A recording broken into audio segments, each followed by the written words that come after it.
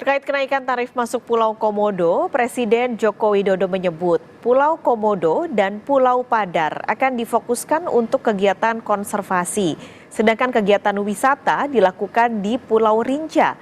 Jika masyarakat ingin melihat Komodo, silahkan ke Pulau Rinca karena tarif masuk di pulau tersebut tidak dinaikkan. Kita benahi untuk wisatawan dan juga untuk komodonya. Komodo di Pulau Rinca dan di Pulau Komodo itu komodonya juga sama. Wajahnya juga sama. Jadi kalau mau lihat komodo silahkan ke Pulau Rinca. Di sini ada komodo. Mengenai bayarnya berapa tetap. Tapi kalau mau apa, saya pengen sekali Pak lihat yang di Pulau Komodo ya silahkan, nggak apa-apa juga. Tapi ada tarifnya yang berbeda. Itu loh, sebenarnya simpel seperti itu, jangan dibawa kemana-mana. Siang ini kita sudah tersambung melalui sambungan telepon dengan Kepala Dinas Pariwisata Manggarai Barat, Pius Baut. Pak Pius, selamat siang Pak. Selamat siang, Bu Paskalis. Ini masih terjadi polemik soal kenaikan harga tiket, sementara kenaikannya harusnya diputuskan 1 Agustus Pak, tinggal beberapa hari lagi. Adakah kemungkinan ini akan ditunda Pak Pius? Baik, keputusan naiknya ini adalah sebuah keputusan dari pemerintah Provinsi NTT bersama Kementerian LHK ya, Lingkungan Hidup dan Kehutanan. Nah,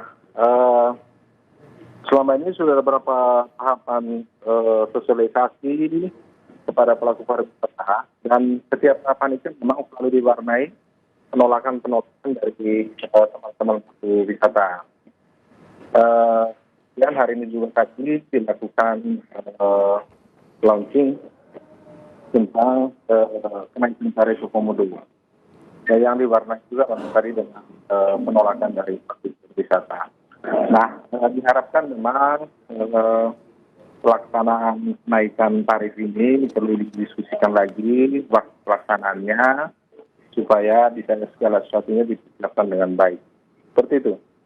Pak Pius, sempat ada pembicaraankah dengan asosiasi wisata terutama di Manggarai Barat untuk menemukan win-win solution gitu antara pemerintah yang menginginkan konservasi di Pulau Komodo, sementara di masyarakat ataupun di asosiasi pariwisata ini tidak terganggu pendapatannya begitu?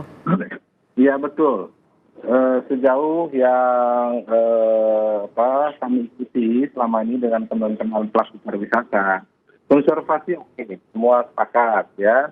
Pembatasan oke, pembatasan jumlah pengunjung ke Pulau Komodo.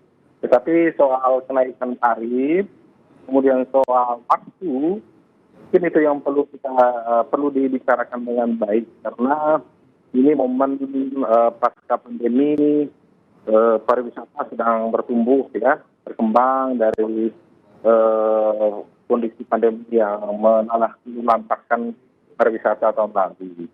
Nah, dinamika penolakan itu sudah terjadi dari awal sosialisasi rencana ini. Seperti itu. Ini sebenarnya kalau kita bicarakan kemarin Presiden Jokowi ketika berkunjung juga sudah mengatakan bahwa silahkan kalau mau datang ke Pulau Rinca, ini Pulau Komodo sedang dijadikan konservasi begitu. Kalau melihat data secara historis, Pak Pius, ini memang kunjungannya ke Pulau Rinca dan Pulau Komodo ini angka wisatawannya berbeda jauh kah Pak? Kebanyakan orang memang lebih suka ke Komodo gitu dibanding ke Pulau Rinca? Iya, kalau dari data kunjungan ke Pulau Rinca sebelum pandemi ya, sebelum Rinca 2 tahun ini kan dibangun infrastrukturnya, ditutup ya. Tapi data sebelum itu memang tingkat kunjungan wisatawan ke Pulau Rinca lebih tinggi ya dibanding ke Pulau Komodo. Tetap di dalam Taman Nasional Komodo ini ada daya tarik yang lain, yang namanya Pulau Padar. Nah, Pulau Padar ini cukup banyak juga dikunjungi oleh wisatawan. Ya. Nah, kebijakan ini sekarang ini konservasi ini kenaikan tarif 3,75 itu termasuk Pulau Padar itu, ya kan? Nah, kalau misalnya ini dibatasi dengan dalam waktu yang singkat ini, itu akan berdampak terhadap aktivitas seluruh kegiatan pariwisata di Labuan Bajo. Oke. Ini sebenarnya untuk angka wisatawan berarti sudah pulih ya Pak setelah COVID kan sempat turun Pak. Sekarang sudah pulihkah angka wisatawan yang pergi ke Labuan Bajo? Ya, data sekarang ini sudah kurang lebih 90-an ribu ya wisatawan yang ke Labuan Bajo. Ada perbedaan kalau pandemi itu 85% ya. Sementara sekarang 80-an persen itu wisatawan domestik. Ya, demikian. Oke, terakhir Pak Pius, ini alasan yang dijadikan kenaikan harga adalah soal konservasi, tidak hanya alamnya tapi juga kita berbicara soal komodo yang ada di sana. Untuk populasinya Pak Pius, apakah memang terjadi penurunan trennya dalam beberapa tahun terakhir untuk komodo yang tinggal di sana Pak? Oke, dari data yang kami peroleh dari Balai Taman Nasional Komodo, karena yang memiliki otoritas di dalam kawasan TNK itu adalah pihak Balai Taman Nasional Komodo. Data mereka mengatakan bahwa pertumbuhan komodo malah bertambah, ya, malah tidak ada terjadi dampak yang terlalu besar, ya, akibat kunjungan wisatawan. Karena dalam Taman Nasional Komodo ini ada zonasi-zonasi, Ibu, ya. Ada zonasi inti, ada zonasi pemanfaatan. Nah, zonasi pemanfaatan ini dimanfaatkan selama ini oleh wisatawan. Seperti itu. Oke, berarti sebenarnya konservasi yang memang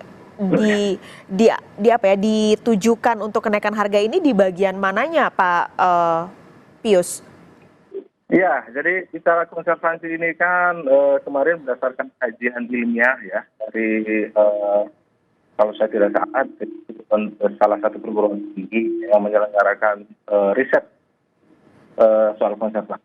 Dan itu oke, karena bicara konservasi kita sepakat lah, ya. Jangan menunggu binatang komodo itu mati untuk kita konservasi. Tidak, ya. Harus diantisipasi dari sekarang. Itu sepakat, itu salah, gitu ya.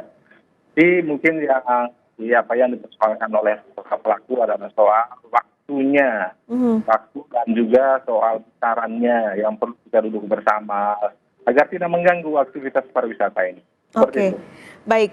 Terima kasih Pak Pius sudah membagi waktu, informasi juga di Kompas Siang. Semoga ada solusi yang bisa win-win solution untuk pemerintah, untuk alamnya sendiri dan juga untuk pelaku pariwisata dan masyarakat di sana. Terima kasih Pak Pius Baut, Kepala Dinas Pariwisata Manggarai Barat sudah bergabung di Kompas Siang. Sehat selalu Pak Pius.